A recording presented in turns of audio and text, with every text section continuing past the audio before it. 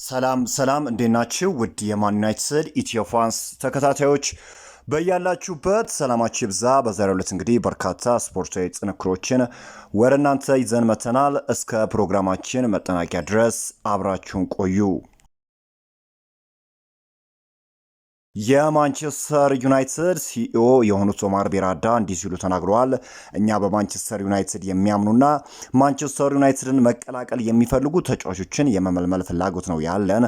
በክለቡና በፕሮጀክቱ አምነው ወደ ማንቸስተር ዩናይትድ እንዲቀላቀሉ እንጂ በቻምፒዮንስ ሊግ ውድድር ስለተሳተፍን ብቻ መምጣት የሚፈልጉ ተጫዋቾችን ማምጣት ፍላጎት የለንም ሲሉ ተናግረዋል። የትኛውም ተጫዋቹን ማንቸስተር ዩናይትድ በቻምፒዮንስ ሊግ ውድድር ስለማይሳተፍ መምጣት የማይፈልግ ከሆነ ማንቸስተር ዩናይትድ በተጫዋቹ ላይ ፍላጎት አይኖረውም ሲል ነው እንግዲህ የተናገሩት። ቪክተር ዮክሬሽ ወኪል የሆነው ሀሰን ሲቴንኮያ እንዲህ ሲሉ ተናግሯል። ስፖርቲንግ ሊዝበኖች ደንበኛዬን በ51 ሚሊዮን ፓውንድ ማለትም በ60 ሚሊዮን ዩሮ ለመልቀቅ ቃል የገባበት የወረቀት ማስረጃ አለኝ ሲል ተናግሯል። እንግዲህ የቪክተር ዮክሬሽ ጉዳይ እስካሁን ድረስ ውሳኔ እንዳላገኘ ይታወቃል። ስዊድናዊው ታዋቂ ጋዜጠኛ ኤሪክ ኒቫ በትናንትናው ዕለት እንግዲህ የሀገሩ ልጅ ቪክተር ዮክሬሽ ቀጣይ ዕጣ ፈንታን አስመልክቶ ተከታዩን ሲል ነው የተደመጠው። እንደኔ እምነት ቪክተር ዮክሬሽ በቀጣዩ ውድድር ዓመት ለማንቸስተር ዩናይትድ ሲጫወት እንመለከተዋለን። ይኸው ጋዜጠኛ በሀገረ ስዊድን እጅግ የተከበረና ትልቅ ዝና ያለው ሲሆን በትዊተር ብቻ ከ340 ሺህ በላይ ተከታዮችን ማፍራት የቻለ ጋዜጠኛ መሆኑ ይታወቃል። በቪክተር ዮክሬሽ እና ስፖርቲንግ ሊዝበን መካከል ያለው አለመግባባት ከቀን ወደ ቀን እየጨመረና እየተወሳሰበ የመጣ ይመስላል። ይህ ጉዳይ እልባት የማያገኝ ከሆነ በቀጥታ ወደ ሕግ አካላት እንደሚሸጋገር የተጫዋቹ ወኪሎች ጠቁመዋል። እንግዲህ በስዊድናዊ አጥቂ ቪክተር ዮክሬሽ እና በፖርቹጋሉ ክለብ ስፖርቲንግ ሊዝበን መካከል ስምምነት እንዳለ ይታወቃል። ነገር ግን አሁን ፖርቹጋሉ ክለብ ስፖርቲንግ ሊዝበን ሀሳባቸውን ለመቀየር እያንገራገሩ ይገኛሉና በዚህም ደግሞ ቪክተር ዮክሬሽ እጅግ እንደተበሳጨ ነው እየተነገረ የሚገኘው። እንግዲህ ስዊድናዊ አጥቂ በርካታ ውለታዎችን ለፖርቹጋሉ ክለብ ስፖርቲንግ ሊዝበን መዋሉ ይታወቃል። ነገር ግን ስፖርቲንግ ሊዝበኖች በቃላቸው አልተገኙም። ታዲያ የቪክተር ዮክሬሽ ወኪል ነገሩን ወደ ሕግ የመውሰድ ሀሳብም እንዳለ ነው እየተገለጸ የሚገኘው። በተያያዘ ዜና እንግዲህ እውቁ የስዊድን ጋዜጠኛ ኤሪክ ኒቫ እንዲህ ሲል ነው የተናገረው። ቪክተር ዮክሬሽ በቀጣዩ የውድድር ዓመት ለማንቸስተር ዩናይትድ እንደሚጫወት አምናለሁ ሲል ስዊድናዊው ጋዜጠኛ ተናግሯል። ታዲያ የስዊድናዊው አጥቂ ቪክተር ዮክሬሽ መዳረሻ ማንቸስተር ዩናይትድ የመሆን ዕድሉ እንደሰፋ ነው በርካታ ምንጮች እየገለጹ የሚገኙት።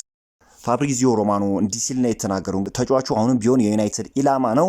ዩናይትድ ስለ ተጫዋቹ ሁኔታ ለመረዳትና ስለ ዋጋው ይበልጥ ለመገንዘብ ዘወትር የስልክ ጥሪ ማድረጉን ቀጥሏል ሲል እውቁ ጋዜጠኛ ፋብሪዚዮ ሮማኖ ዘግቧል። እንግዲህ በተጫዋቹ ዙሪያ አዳዲስ መረጃዎች የሚወጡ ከሆነ የማድረሳችሁ ይሆናል። ለማንቸስተር ዩናይትድ በይፋ ፊርማውን ያኖረው ብራዚላዊው ተጫዋች ማቲያስ ኩንሃ እንዲህ ሲል ተናግሯል። ከፊርማ በኋላ እንግዲህ ከቡድን አጋሮች ጋር እስከምተዋወቅና ከአዲሱ ክለቤ ጋር የቅድመ ውድድር ዘመን ጨዋታዎችን እስካደርግ ድረስ መጠበቅ አልቻልኩም። አሁን ሙሉ ትኩረቴ ጠንክሮ በመስራትና የቡድኑ ቁልፍ ሰው መሆንና ይህንን ክለብ ወደ ቀድሞ ክብሩ እንዲመለስ መርዳት መቻል ነው ሲል ነው የተናገረው። እንግዲህ የቡድን አጋሩ ሜንሰን ማውንት በኢንስታግራም ገጹ ለአዲሱ ፈራሚ ማቲያስ ኩንሃ እንኳን በደህና መጣ የሚል መልእክትንም አስተላልፎለታል። በይፋ እንግዲህ ተጫዋቹ በትላንትናው ዕለት ፊርማውን ማኖሩ ይታወቃል። እንግዲህ ማቲያስ ኩንሃ ቀጥሎም እንዲህ ብሏል። የዚህ ክለብ አንድ አካል በመሆኔ የተሰማኝን ስሜት በቃላት መግለጽ ይከብደኛል። ገና በልጅነቴ በብራዚል እያለሁ በፕሪሚየር ሊግ ጨዋታዎች አያቴ ቤት በቲቪ ስመለከት በጣም የምወደው ቡድን ማንቸስተር ዩናይትድ ነበር። እናም ቀዩን መለያ የመልበስ ህልም ነበረኝ። ህልሜ እውን ይሆን ዘንድ የረዱኝን ቤተሰቦቼንና ሁሉንም ሰዎች ማመስገን እፈልጋለሁ ሲል ብራዚላዊ ተጫዋች ማቲያስ ኩንሃ ፊርማውን ለማንቸስተር ዩናይትድ ካኖረ በኋላ ተናግሯል። ማንቸስተር ዩናይትድ ከኦሽሜን ወኪሎች ጋር የሚያደርገውን ንግግር እንደቀጠለ ነው።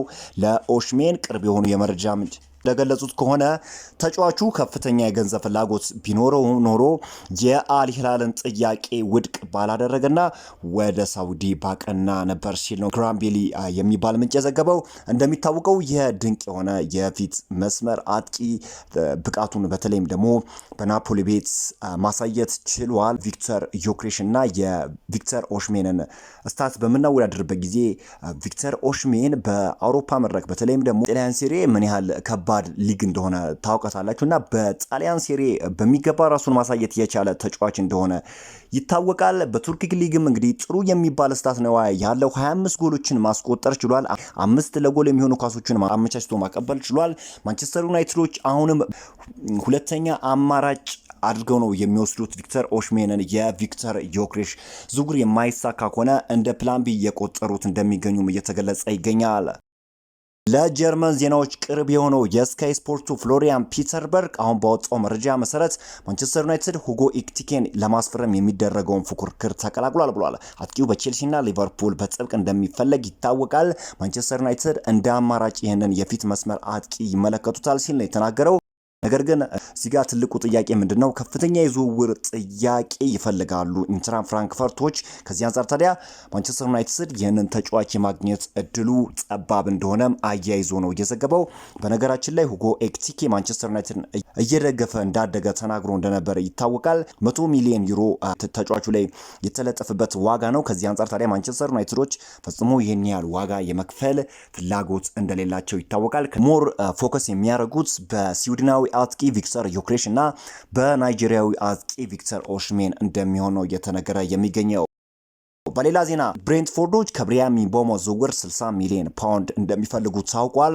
ማንቸስተር ዩናይትድ አሁንም ከለንደኑ ክለብ ጋር ድርድሮችን እንደቀጠለ እየተነገረ ሲሆን የማንቸስተር ዩናይትድ ሰዎች ብሪያን ምቤሞ ከማቲያስ ኩና በመቀጠል በቅርቡ ሁለተኛው የማንቸስተር ዩናይትድ ፈራሚ ሆኖ እንደሚተዋወቅም ይተማመናሉ ተብሏል። እዚህ ጋር ሊሰመርበት የሚገባው ጉዳይ ማንቸስተር ዩናይትዶች የማቲያስ ኩናን ዝውውር ሙሉ ለሙሉ ጨርሰዋል። በቀጣይ እንግዲህ የሩበን አሞሪም እቅድ የብሬንትፎርዱን የክንፍ መስመር ተጫዋች ብሪያን ምቤሞን ማስፈረም ነው።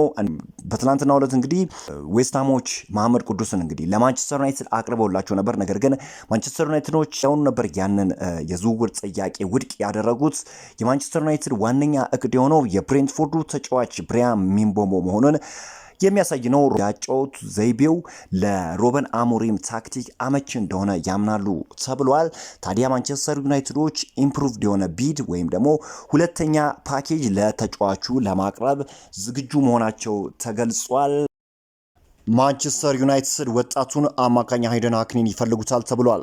የመሃል ሜዳ ችግራቸውን ለመቅረፍ ከተመለከቷቸው ተጫዋቾች ውስጥ የ22 ዓመቱ ወጣት አማካኝ ሃይደን ሃክኒ ይገኝበታል ብሏል። ማንቸስተር ዩናይትድ በተጫዋቹ ላይ ክትትል ሲያደርግ ቆይቷል።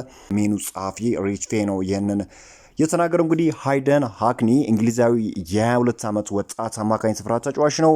ሃክኒ ታዲያ ከሚድልስብሮ አሰልጣኝነቱ ከመሰናበቱ በፊት በቀድሞ የማንቸስተር ዩናይትድ ሌጀንድ ስር በማይክል ካሪክ ስር ሲሰለጥን የቆየና በሱ ስር ድንቅ ተጫዋችነት መለወጥ የቻለ ተጫዋች ሲሆን የሃይደን ሃክኒ የዝውውር ዋጋ ከ20 እስከ 25 ሚሊዮን ፓውንድ ሲሆን በቅናሽ ዋጋም ተጫዋቹን የማግኘት እድል ይኖረዋል። ታዲያ ማንቸስተር ዩናይትድ ካለው የበጀት አኳያ ሁኔታ አንጻር ተስማሚ የዝውውር ስትራቴጂ ሊሆን ይችላልና ሃክኒን ቢያስፈርሙት ማንቸስተር ዩናይትዶች ከብዙ ዳይሬክሽን አንጻር ይጠቀማሉ ተብሎ ነው የሚጠበቀው። እንግዲህ እንደ አጠቃላይ ሲታይ የተጫዋች ብዙ የኳስ ንክኪን የሚፈጽም ተጫዋች ሲሆን ብዙ የተሳካ ኳስን ያቀበለውም ተጫዋች ነው። ብዙ የተሳኩ ወደፊት የሄዱ ኳሶችንም ያቀበለ ተጫዋች መሆኑ ይታወቃል። ታዲያ ማንቸስተር ዩናይትዶች በተጫዋቹ ላይ ያላቸው ፍላጎት እንደጨመረ ነው እየተዘገበ የሚገኘው።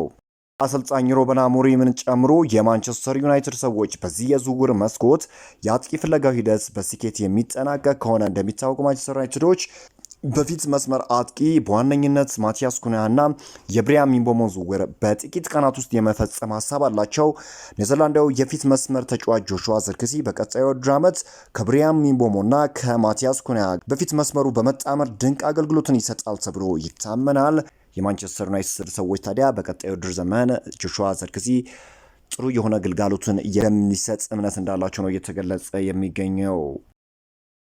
የማን ዩናይትድ ደጋፊዎች ድምፅ ተከታታዮች በአዳዲስ መረጃዎች እስክንገናኝ መልካም ነው ተመኘው።